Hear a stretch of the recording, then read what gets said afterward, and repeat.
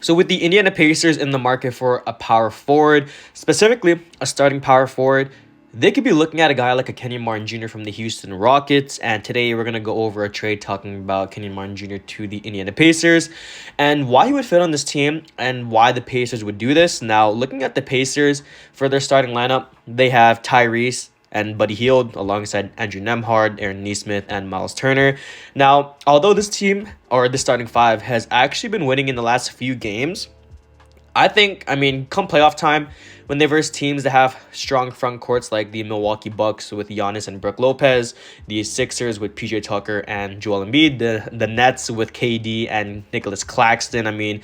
They have all of these powerhouse teams that have great front courts. And with the Indiana Pacers, they have Aaron Nesmith at the 4 and they have Miles Turner at the 5. They're definitely going to struggle, so obviously, I'll get into more of why, the positive of going small ball and, being able to run out in transition. But we'll talk about Kenyon Martin Jr. here first and foremost. So let's get right into it. So Kenyon Martin Jr. over the season is averaging around 10.5 points per game, around 5 rebounds and around 1 assist on around 55% from the field and 32% from 3. So KJ, first of all, the Houston Rockets, they're in the market for trading some guys to basically clear up some minutes on the roster. They have Jayshawn Tate back into the lineup. They got Usman Garuba. They got a lot of guys on the roster that need minutes. So KJ might be the odd man out, and I think we've already known this for a couple months now. The last couple months he's been wanting to get out of Houston.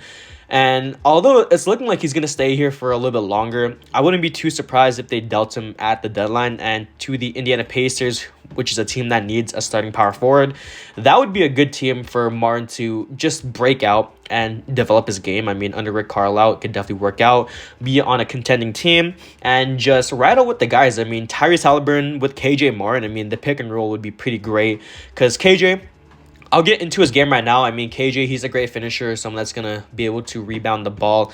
And being only 6'7", 215 pounds, he's pretty athletic. Only 22 years old, too, so he fits in with the time frame.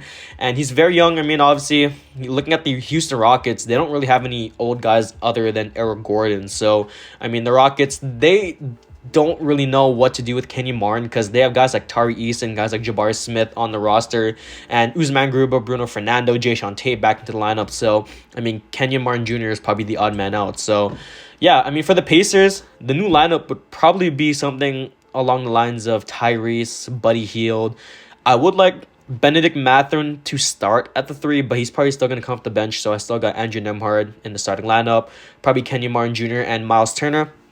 I would probably have Aaron Nesmith off the bench too. He would be a great 6-man for this team alongside Benedict Mathurin. Or if they do decide to deal him in the trade package, that would also be pretty interesting. I don't really have a trade package here, for the Indiana Pacers.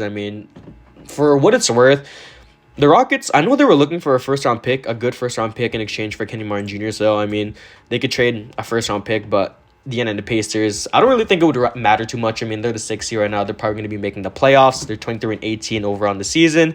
Looking at the standings overall for the Pacers, they're around the 6th seed, I want to say, in the East. Yes, they're the 6th seed behind the Sixers. So, the Pacers, to get a guy like a Kenyon Martin Jr., you can pretty much buy low on him, especially with the Rockets being pretty bad. So, the Rockets would take anything to get, their younger guys to develop more, get some more minutes.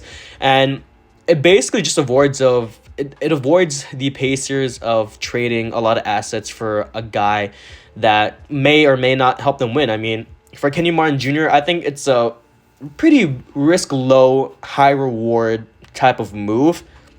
Now, obviously, Kenyon Martin Jr., I think he expires by the end of the season. I don't think he had a contract extension with the Rockets yet. So, yeah, by the end of the season, they might need to look out for a new power forward. But then again, they could offer Kenyon Martin Jr. some money. I doubt he wants more than at least $10 million. He's not really worth $10 million, maybe $5 million at most. So, yeah, if they don't get a guy like a John Collins, like a Kyle Kuzma, Kenyon Martin Jr. would probably be the guy they target in the trade market by the trade deadline. So you guys can let me know what you guys think about this type of move. KJ, it definitely makes a lot of sense, and taking a high flyer like him alongside Tyrese, his game just fits pretty well with the roster too. I mean, he can stretch the floor. Obviously, he's not shooting the three ball as well from previous seasons. I mean, this is a career low, being 32%.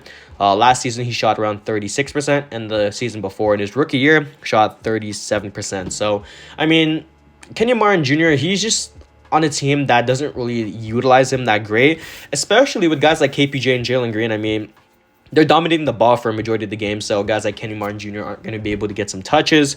But coming to a team like the Indiana Pacers, I mean, they have Tyrese, they have Buddy Hield, Nemhard. I mean, he's going to get a lot of opportunities to score on offense. And with Rick Carlisle and his basically running gun plays, I mean, being in transition, I mean, Kenny Martin Jr., he can run in transition, a very athletic finisher, good screen setter, good defender, probably one of the more underrated defenders on the Houston Rockets. Bring him into the Indiana Pacers. I mean, it would be a pretty great system match. So you guys can let me know what you guys think about this move. Now, in terms of roster moves and deadline moves for this team, I've already talked about Miles Turner. I mean, they should essentially give him the money that he wants. I mean, if they let this guy walk for nothing and don't at least try to capitalize on his trade value, I would be pretty disappointed. Now, obviously, Miles Turner, he's still due for a contract extension. It's not, I wouldn't say it's not out of the works that Miles Turner doesn't get a contract extension. Just as of right now, it doesn't really look like they're going to be coming to terms for a contract extension with the Pacers. So, yeah, I mean, letting Miles Turner walk would be a pretty huge mistake, and especially with the free agency class being pretty weak in terms of centers, I mean, they're going to have to try to retain this guy. So, yeah, I mean, this roster right now, I think it's definitely great. Definitely better than previous seasons we've seen, but I don't think this is a championship winning team. I mean, obviously, they're not even rebuilding anymore. I mean, they're just starting to get into a contender phase. I mean, they had a little bit of a setback last season. They got Benedict Mathurin, they got Tyrese Halliburton, they got Jalen Smith, they got Buddy Hield. They got all these core pieces on the team. I think they just need to develop, and it's going to take a few years. Obviously, I mean, Tyrese still being only 22 years old, Buddy Hield being the vet on this team. I mean, they still got the rookie in Benedict Mathurin, Andrew Nemhard. I mean, they got all these guys. So, yeah, it's going to take some time for this team to develop, but, yeah, they're pretty much set for the future. There's not really too many things I would change other than maybe getting a backup center that can actually run. I mean, I know you guys don't like Goga. He's pretty slow, but at this point, I mean, you either run him or you either run maybe even Isaiah Jackson, but Jackson's 6'9", he's pretty undersized for the center position.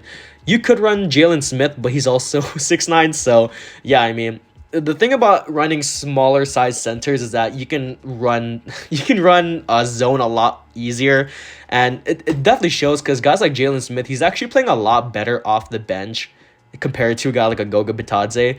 Whenever the Pacers run a zone defense, it definitely shows that, you know, each and every player, they know their role, and it's pretty, I'd say it's pretty easy to see that it's very easy for the players to move when, you know, they have guys like Jalen Smith that is undersized, but at least he can move a lot faster than the guy like a Goga Bitadze, who is more of a traditional center. So yeah, I mean, running the small ball lineup with guys like Aaron Nesmith in the starting lineup, Andrew Nemhard, Buddy Hield, the zone defense is a lot easier. I mean, it's a good thing that they have a guy like a Miles Turner who can hold it up in the in the interior, because if they didn't have a shot blocking center like Miles Turner who can also stretch the floor, I mean, this team would be pretty much doomed in terms of defense. So yeah, that's pretty much my take on like a Kenyon Martin Jr. trade and deadline trades. But you guys can let me know what you guys think. That's the end, and my peace.